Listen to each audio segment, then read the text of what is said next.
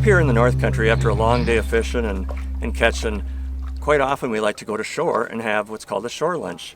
Now when you're using an aluminum boat, you don't have to worry much about it. You can pull up on shore, preferably up on sand, but it can take a little bit of abuse from the rocks. But fiberglass boats, on the other hand, cannot.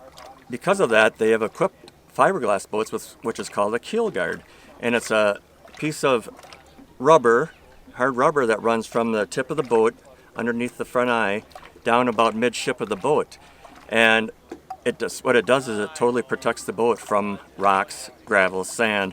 And when you damage a fiberglass boat, it's quite extensive to get it fixed. So make sure you got a keel guard on your boat if you're going to pull up the shore or be in a rocky area.